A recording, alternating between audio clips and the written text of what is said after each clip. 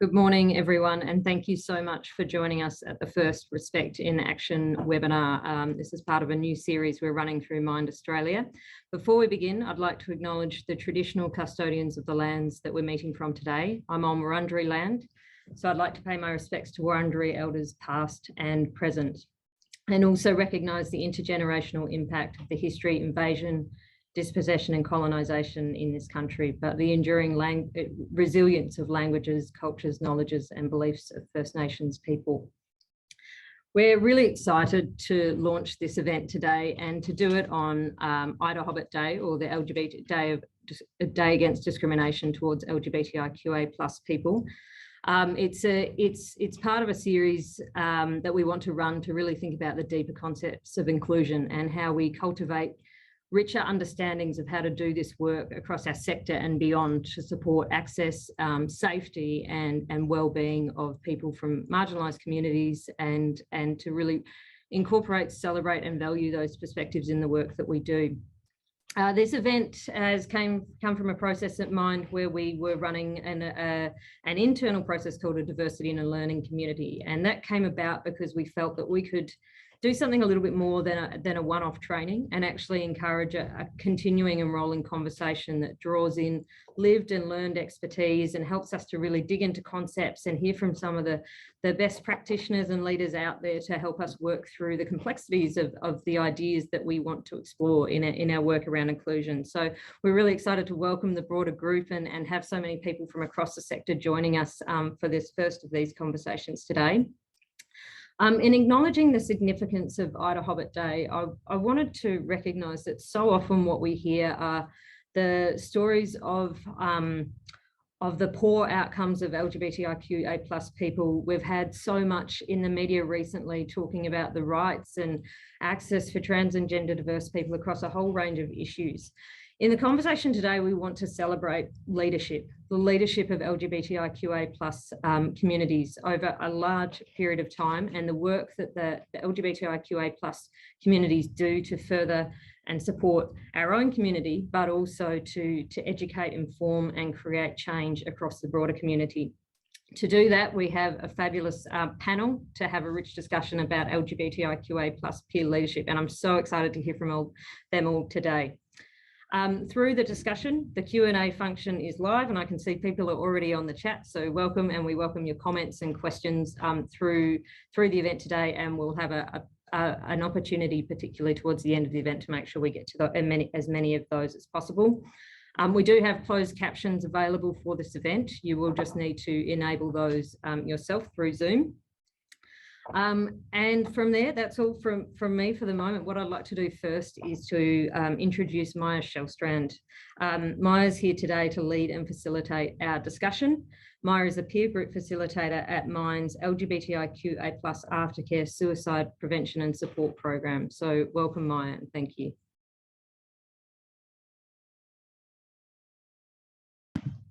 Hi, thank you, Katie, and morning, everyone. Thank you so much for joining us in this conversation about the space of LGBTIQA+ peer leadership in mental health. In so-called Australia, the LGBTIQA+ community have a really long history of peer work being woven very deeply into the care, support and learning that already exists in community. I want to acknowledge the First Nations people who identify as LGBTIQA+ community, brother boys and sister girls whose rich and diverse understandings and practices of sexuality and gender existed long before colonisation, which brought with it homophobia, transphobia that still ripples through society today. I also want to honour the peer work that was done by the activists in the early days of HIV in so-called Australia, who demonstrated resilience and courage and were not silent in the face of fear, stigma and discrimination to advocate for the community members with HIV. These are the people that I think we really look to, or I know I really look to when I want to think about peer leadership today. We know there's ever emerging evidence that peer-led service plays a highly important role in improving health and well-being of the LGBTIQA+ peoples whose experience worse health outcomes than their cisgender and heterosexual peers. I think it's really vital that in this we hold that the poorer health outcomes are not inherent to our identities, but instead the consequences of discrimination, social disempowerment, colonization, and the lack of access to relevant services. LGBTIQA+ people often encounter barriers to accessing inclusive, safe, and relevant services. Among them are fears of having prior experiences of discrimination, lack of accessible and affordable services, and lack of specialized or culturally appropriate services. We know that many healthcare and other services do not have the knowledge or experience to respond to the LGBTIQA+ community.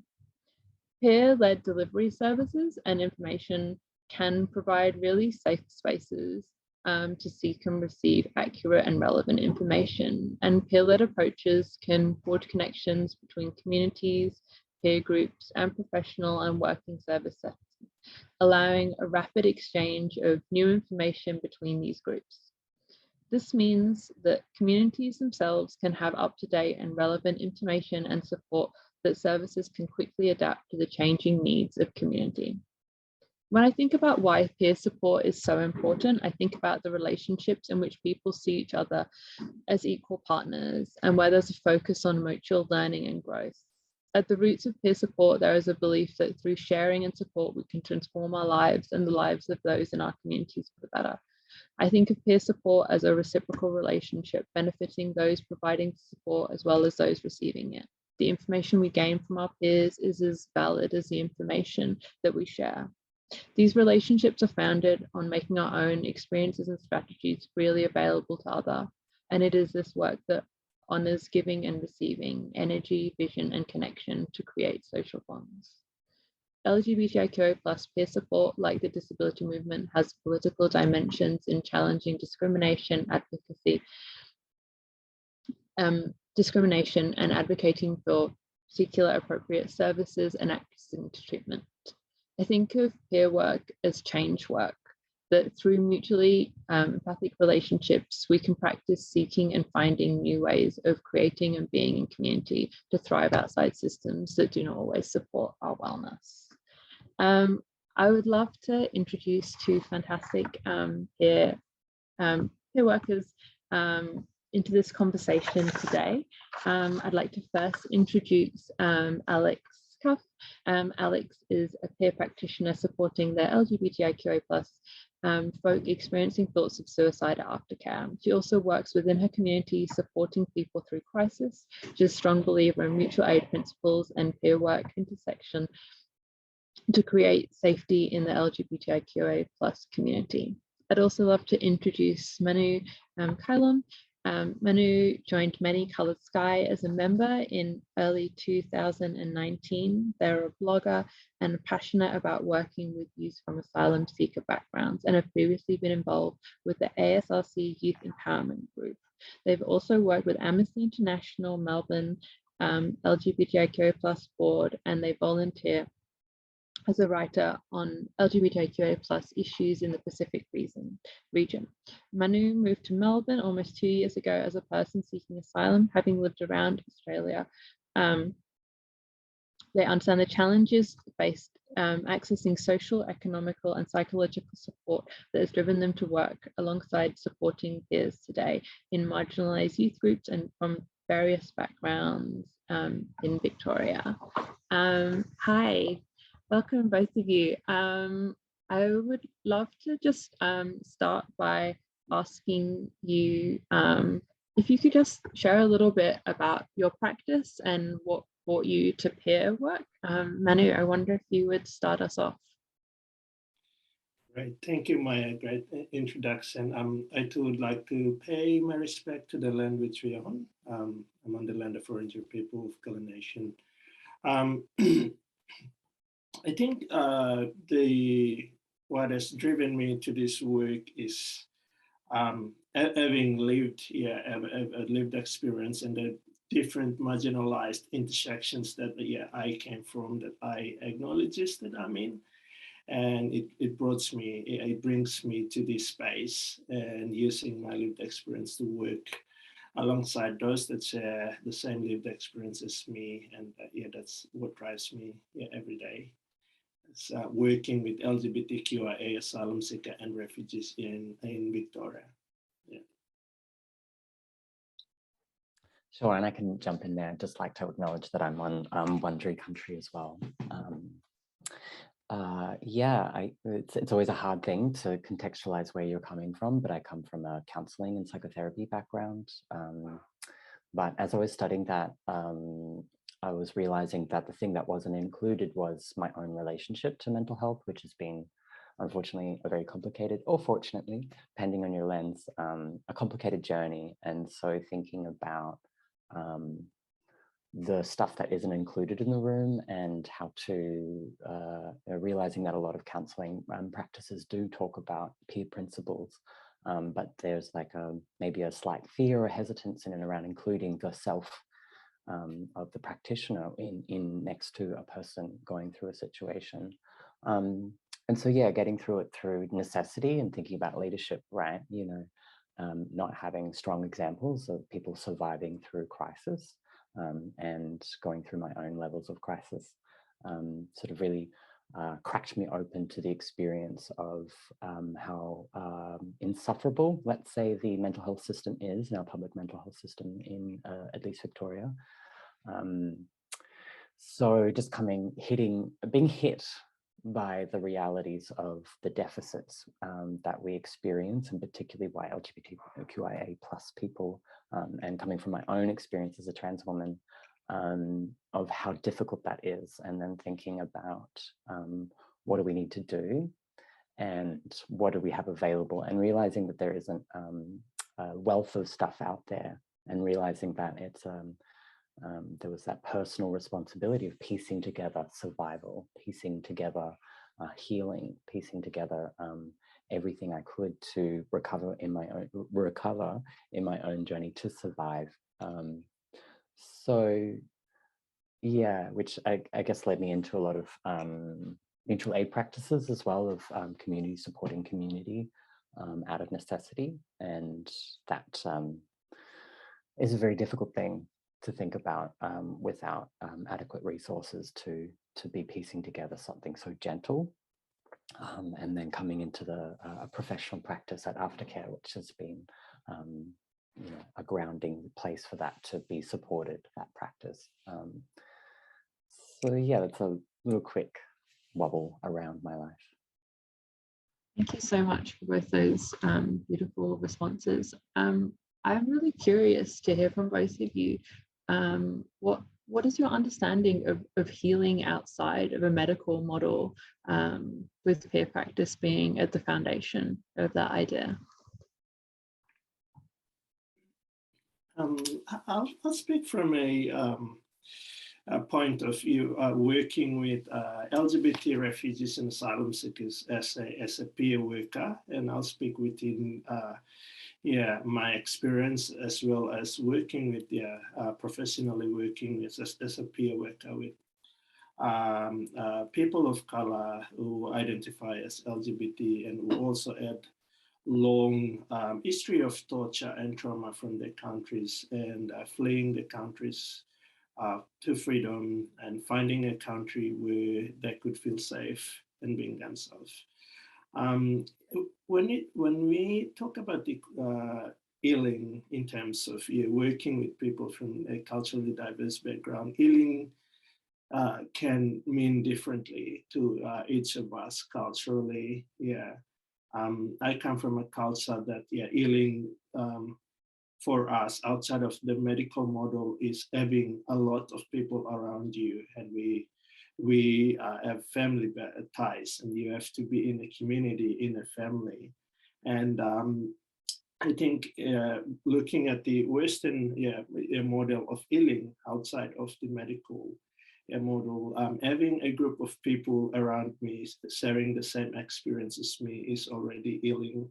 And it should be, having people with lived experience around you, sometimes listening, or sometimes just being there holding your hand is already healing, to the community I work with. And it's not about yeah, being a professional mental health worker there for them. It's about having someone who shared the experience, who knew where they came from, who knew what struggles they face, yeah, before coming. So healing for people who, yeah, come from diverse culturally and linguistic diverse backgrounds, especially the LGBTQI asylum seekers and refugees, is having someone who know the experience, who understand the experience of them fleeing, and yeah, the huge homophobia and transphobia, and yeah, and the risk in the countries, and being there for them, sitting in a circle, sharing the same experience is always healing for us.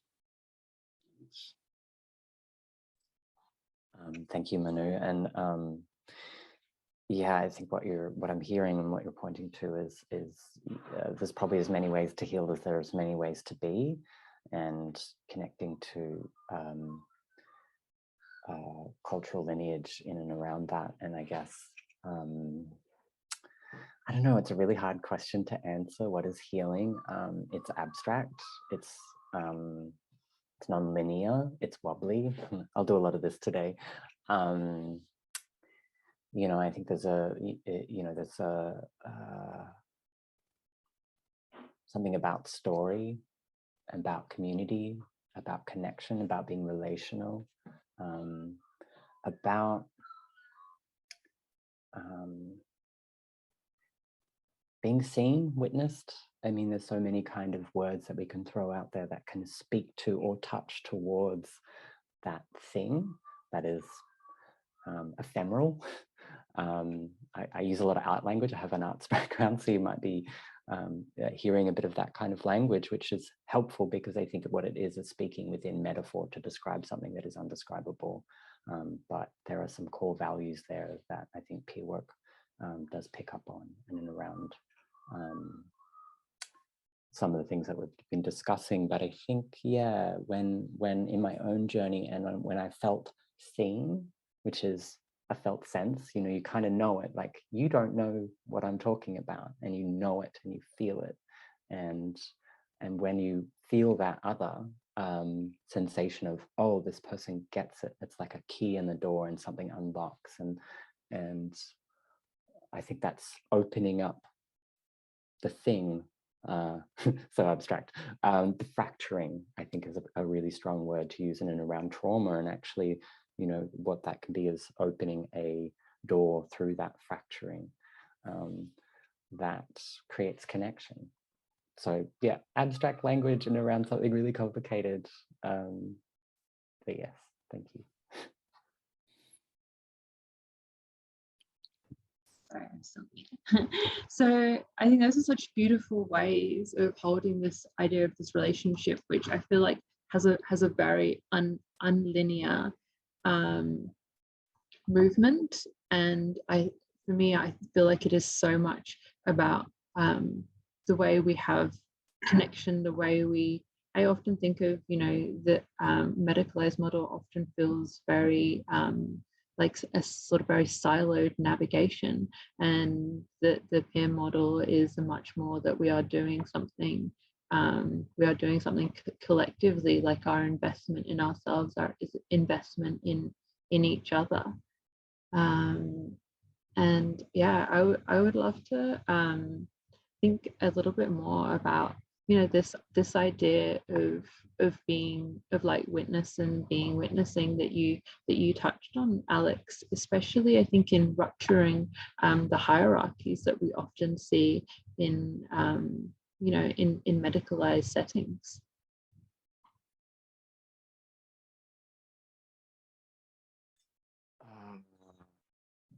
Oh my God, my head just went everywhere. Maybe I could just ask for like a simplification of the question just to get my head around it. So sorry.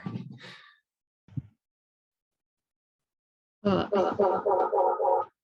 think you know, I think similarly to like that, maybe not even questions, they asked an idea of what you feel like, you know, the rupturing of power dynamics that often exist in healthcare services, and what that does in peer spaces to to have that flattened, and maybe how that plays a part in the idea of how we are able to witness. Yeah, okay, sure. Thank you for that. I'll go to a peer story and think about when a mental health nurse did a safety planning with me, and it just did not work. And she got really cranky and angry.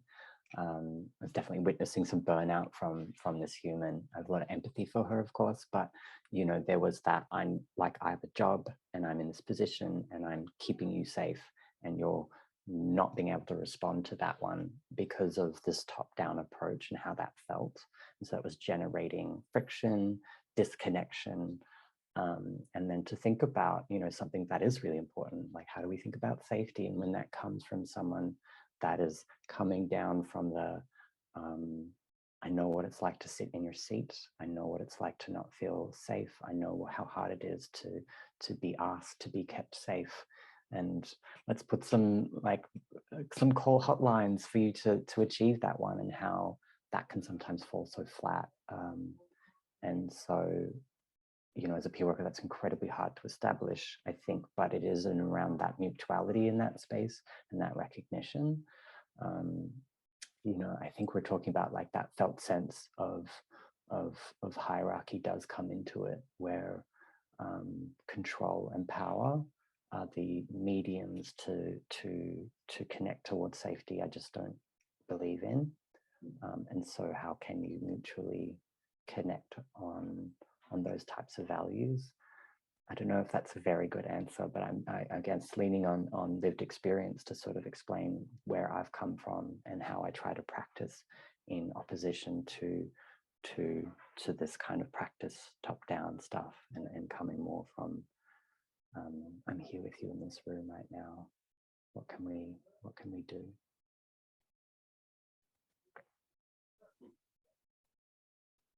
Lovely, Alex. Yeah, I think I've witnessed a lot of healing, and especially from myself as well, using my lived experience, working with people who share the same experience of trauma with me. I remember 3 years ago when I lost my boyfriend to suicide, who was trying to flee the country with me when we were persecuted for being LGBT, for being gay. I find myself trying to access professional mental health, one-on-one support with counseling, and it couldn't work for me. I think in some ways I did not connect with my therapist. I wanted someone who would share the experience with me. Anyway, I came to find a suicide support after suicide group run by Sweet Spot Victoria. And just sitting in that group with 4 other people who shared the same experience with me, I felt like that's where I belong, and that's where my healing started. And I think healing outside of the medical model can be really found in around lived experience, and having people with your lived experience around you. And for many people like me who found it very, very important. And I've witnessed my own healing with others, with other people who share the same experience with me in the same room.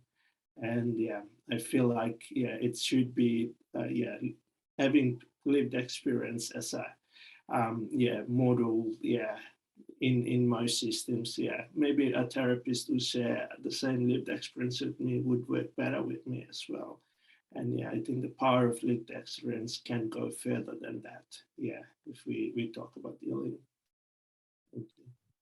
And as you said that, I just had shivers all through my body. I was just like, whoa. Just wanted to say that. Thank you. Thank you so much for sharing, Manu. I wonder what you think is missing from the spaces that are not valuing peer or lived experience, you know, what is lacking in the way that they are able to support or give care to community.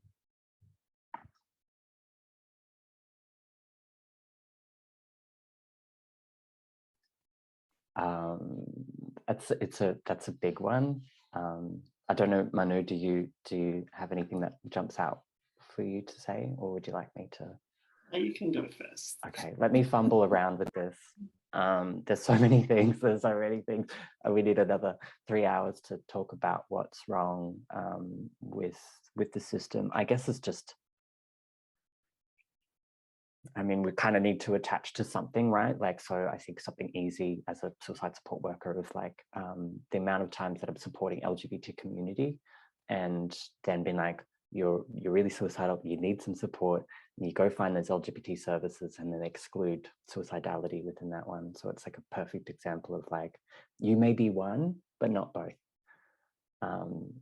Which again, gives me shivers talking about it, like that furious anger that I hold against that rejection to complexity, because everyone wants neat little boxes of people to have just one condition, please, no comorbidity, thank you very much. And so people that have, you know, the reality is that we're very complex creatures, and you know, we're dealing with so much. And so, oh, you have an addiction, I'm sorry, you can't come here until you manage that, but your addiction's connected to the way that you were traumatized and couldn't find safety. So go work on that, and then you go work on that, and then it's like, well, that brings up all the issues and they don't have that one. So there's just a lack of acceptance to how complex the human condition is. And it's an absolute denial on being complex or coming from horrible stories. And yeah, just a lot of feelings around this one, but I think that's probably all I could say at the moment.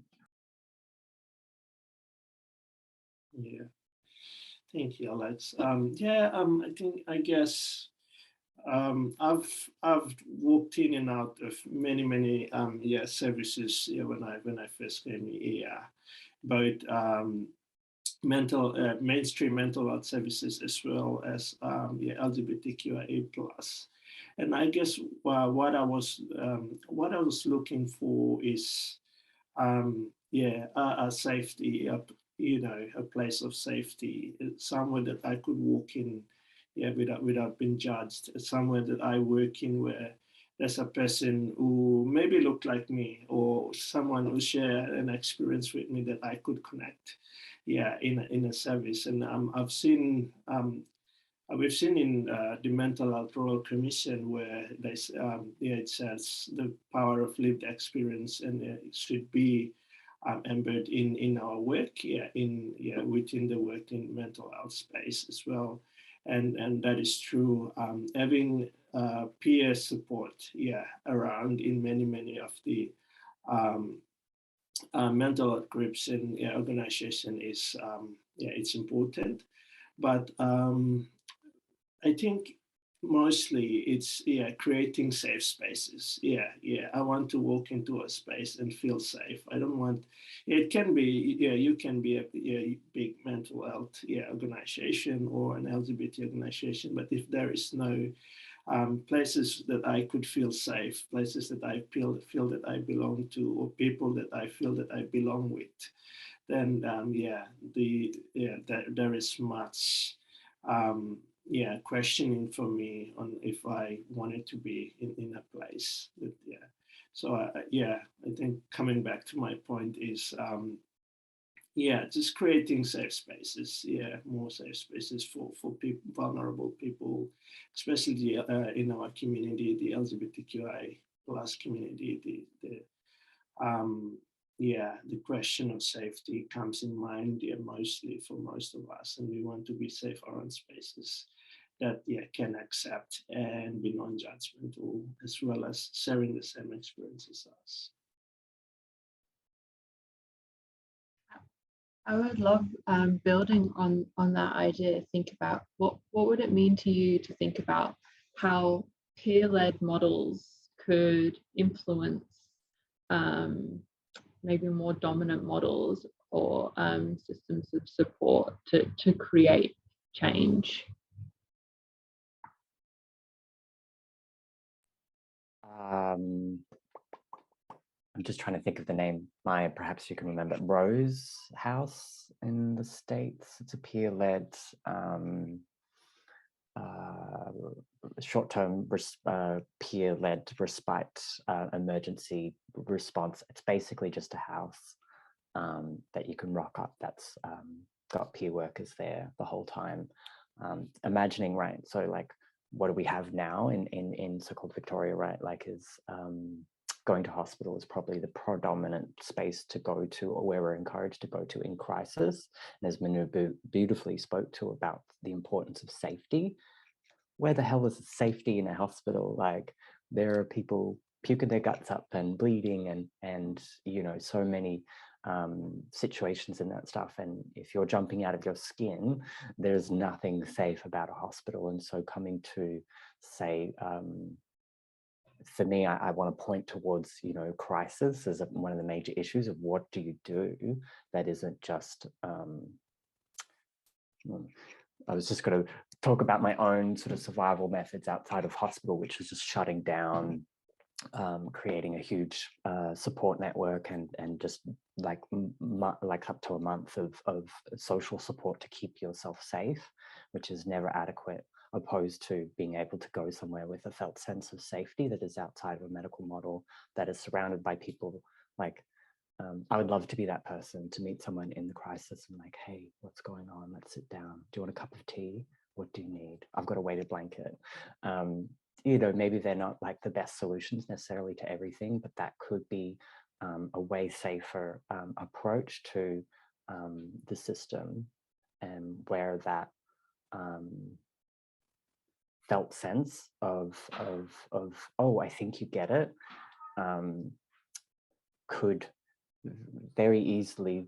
So when I've met people in crisis and I've done, you know, peer practices with them, you know, I've had a situation where I had three ambulance workers, paramedics, trying to get someone who was just running around a house screaming, and I sat in a room with them for 15 minutes and was like, what's going on? Let's talk about this. And like was able to get that person to be safe enough to jump in the ambulance without getting police to come into that situation. And so pointing to several things here around, you know, peer work, a strong peer worker can hold the situation in a completely different way that de-escalates the necessity to scream.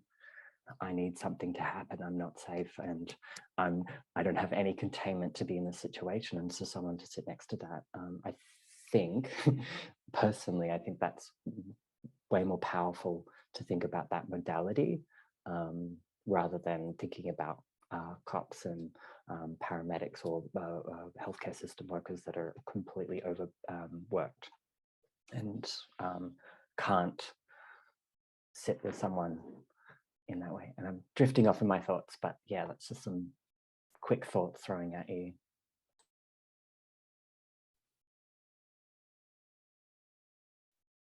Thanks, Maya.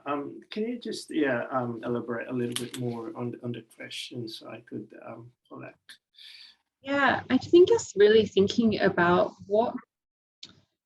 how peer support could influence or change other systems that already exist. What would they need to learn from the ways that we are already creating care networks and support? How could that be integrated into systems that I think often we feel are really unsafe?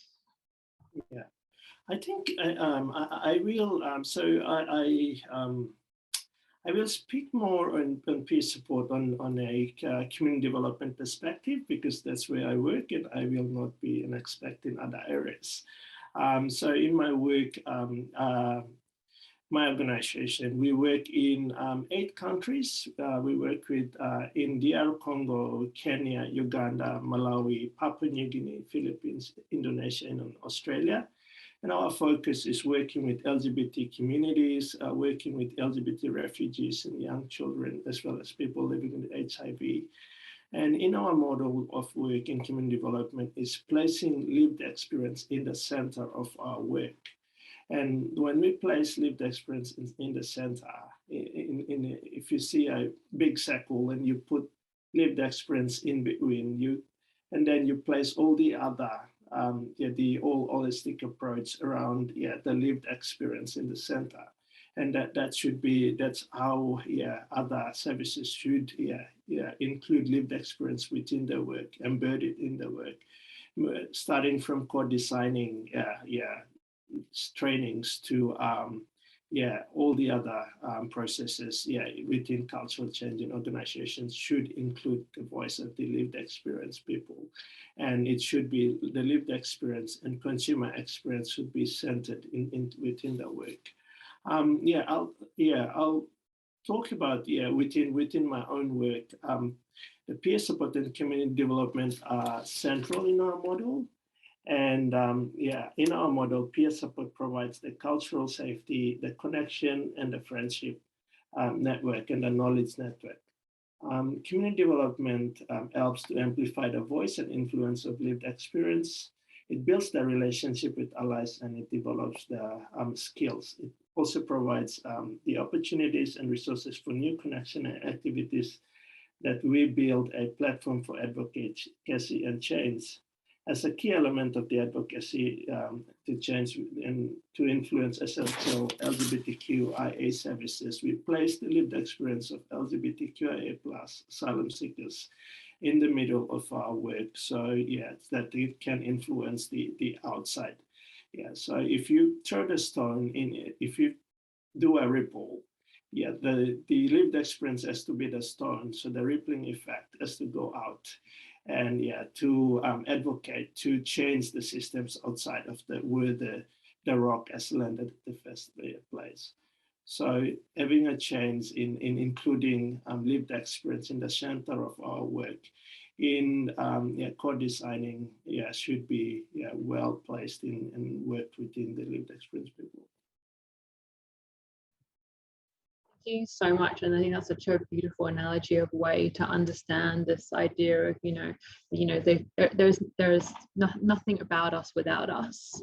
That we cannot have programs that are built for us, that we are not absolutely central in every phase of those implementation and rollout and designing and understanding our needs.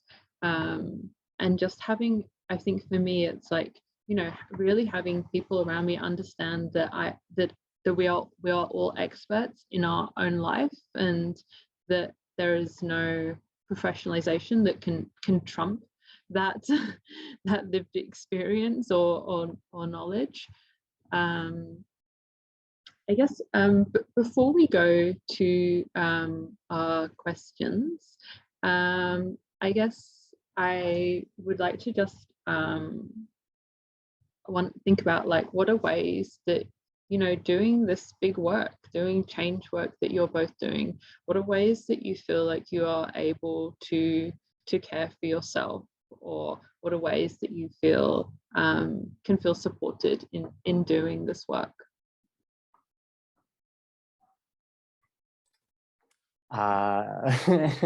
It's hard. I saw a great tweet the other day saying that most what we say is self-care is actually aftercare. Thinking about a lot of what we're doing is in response to how intense the work is, which is really intense. Like the stuff that moves through you, the stories that you hear, the things that you get to witness. I mean, they move through your body. And I think that's probably where we really struggle, is, they're framing that like self-care practice or aftercare practice in response to things. And it's very complicated, I think, to think about larger systems. But what do is I meditate. Like when I'm stressed, I meditate 3 to 4 times a day minimum. I try to, you know, do all the work that we know, which is really good, eating well and exercising. But I think I have to give something very deep to myself to release some of that tension. And so, you know, I really employ whatever I can to help that process. And I know that for me is an emerging skill set, and I'm still learning what to do, but I will do everything I can to support the body, I think is probably the best way to say it, because the body is the thing that all that information is flowing through. And so if I'm really tight in my belly, if my heart feels heavy, if my chest feels tight, you know, these are the characteristics that I really need to be seeing and supporting, rather than just thinking as a cognitive, like, you know, thing. And I guess when you start to think about that relationship to body, then, you know, then a bubble bath, which I used to hate, just like have a bubble bath as a solution to like self-care and sort of nurturing, but it's just like, oh, my body needs this, or my body needs a body of water to sort of be held by something else in that process, when it's so hard to be held as someone who's holding so much.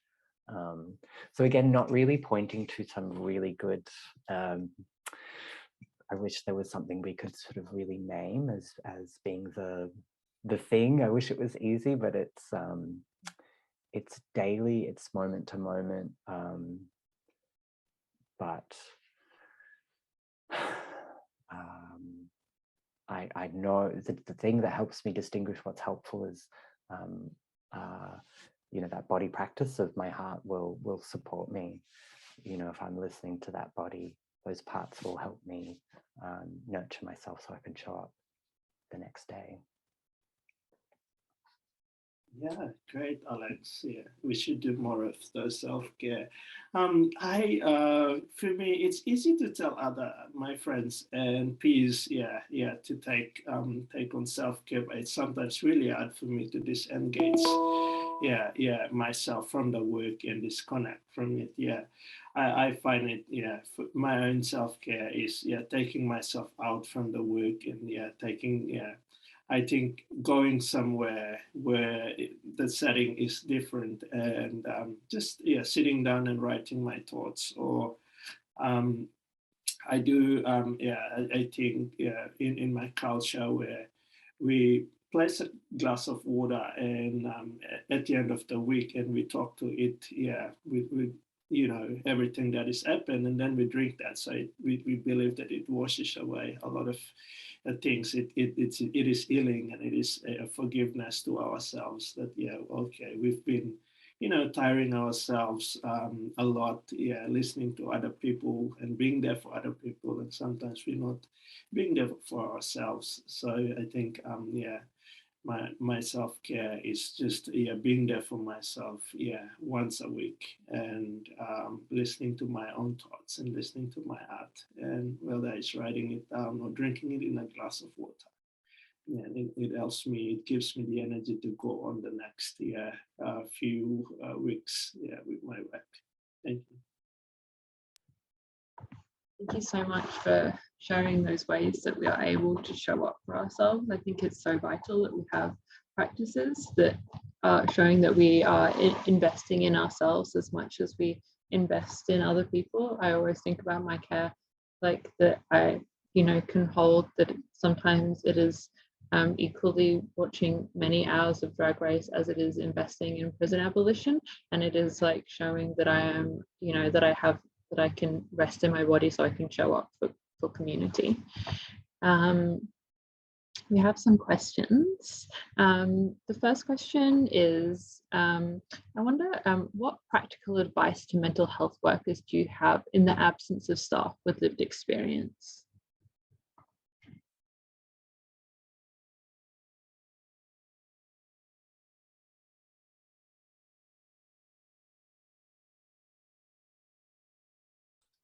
It's hard not knowing more.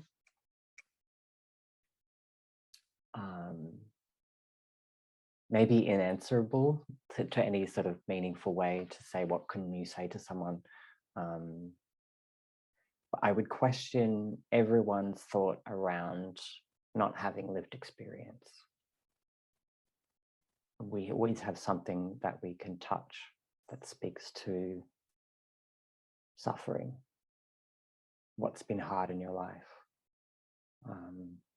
and opening up that part that actually does know that you've gone through stuff, and that doesn't have to be the same as other people, but it's a springboard to understand and to, you know, that when we think about empathy, what can you touch in yourself that could begin to understand the suffering of others? I think it's all I have.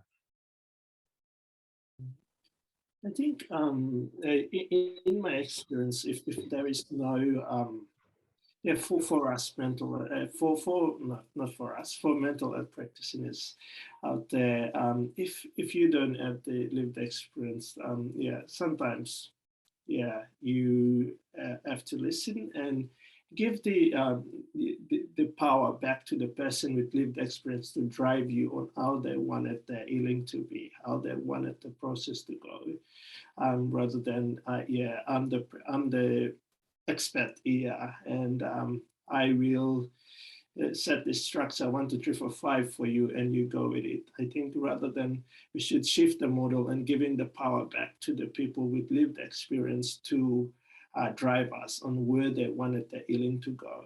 And if we don't have the lived experience, we should practice the model of giving the power back to people with the lived experience and guiding them on where they wanted their healing, where they wanted that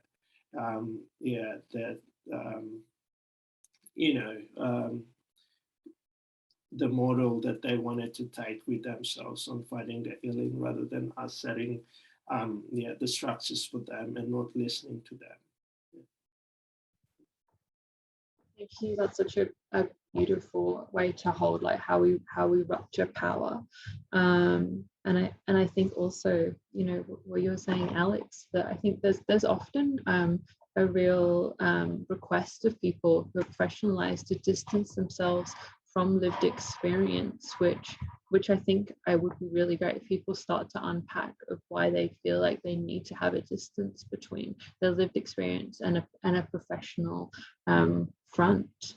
And also what is it, you know, Manu, what does it look like, thinking about, you're saying like that to be able to step back and ask people to be the leaders, to give some of that power back, and think about what those reshaping those relationships can look like, in understanding that we have such a hierarchy in a medical system.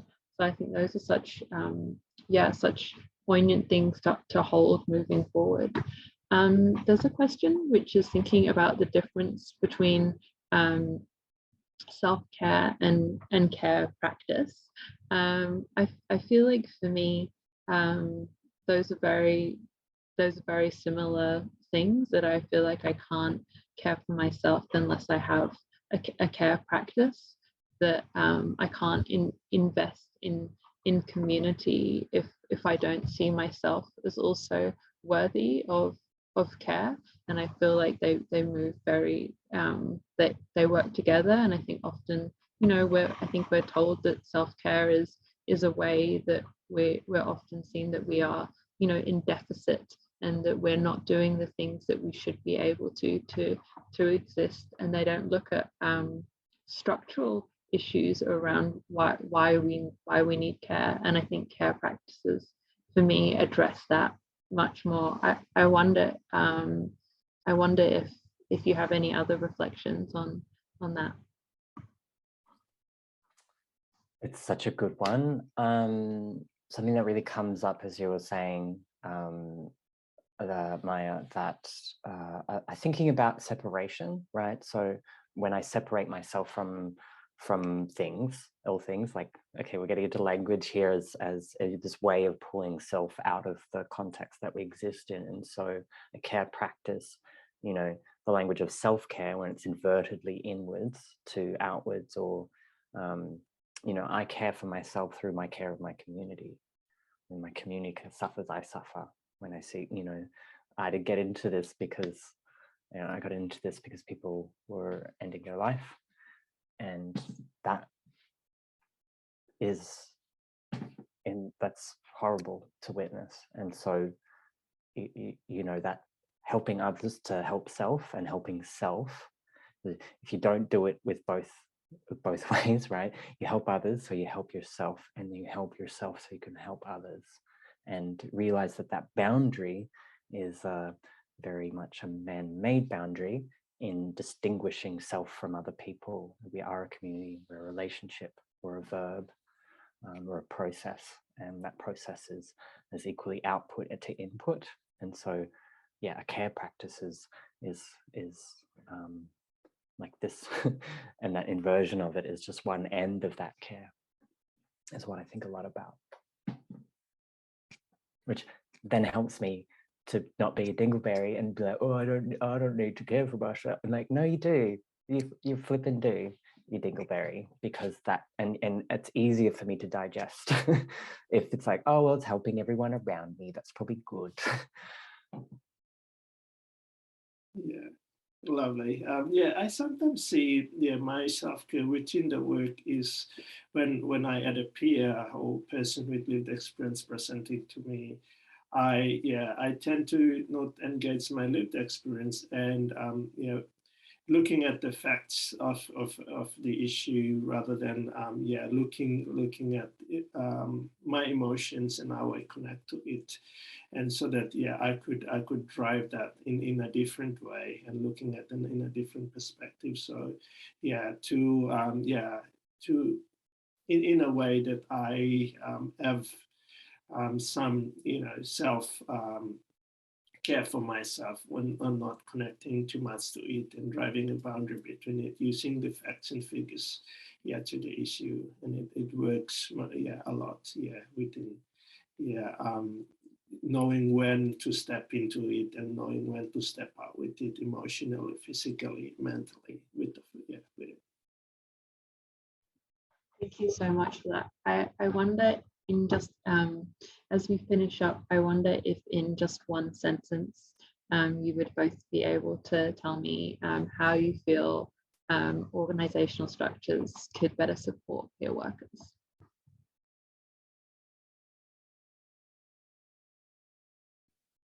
Pay them more. And yes, peer work is use so much of the lived experience, and it's very more than anything, and it should be reimbursed and rewarded equally, as well as having more support around listening to the peer workers and where they want to take the drive in their work and providing more opportunities for them. I love that challenge, Maya. One sentence, me. No. And just Manu, you naming it, right? And so what can you add to that? Which I also just would say employ more. Get more of us. Let us have the ability to govern that practice more. And yes, pay us. Thank you so much for all of your beautiful insights, and I feel like there's so much to think about from what you've gifted to us all this morning. You know, such a pleasure to be in conversation with you both. Thank you. Thank you so much. That was a lovely conversation. Thank you. I'll just hand over to Katie. Thank you so much. Thank you so much, Maya, and can I echo those sentiments? Thank you so much for gifting us with your ideas and thoughts and contributions and your lived experiences in the discussion today. We're incredibly grateful, and thank you to everyone who's been commenting through the session and bringing these ideas to life through the chat as well. If you do have further ways that you want to connect with us about this webinar series, please feel free to reach out with us at participation@mindaustralia.org.au. We'll be running our next event in August, and we'll be looking at the intersections between mental health and other experiences like homelessness, poverty, and AOD. thank you once again to Manu, to Alex, to Maya for your contributions this morning. Thank you everyone for joining us on IDAHOBIT Day. Take good care of yourselves through the rest of the day, and let's use it as an opportunity to continue reflecting on the great leadership, the great work, and the great generosity of LGBTIQA+ communities in the work that we do. Thank you, everyone. Thank you. Bye.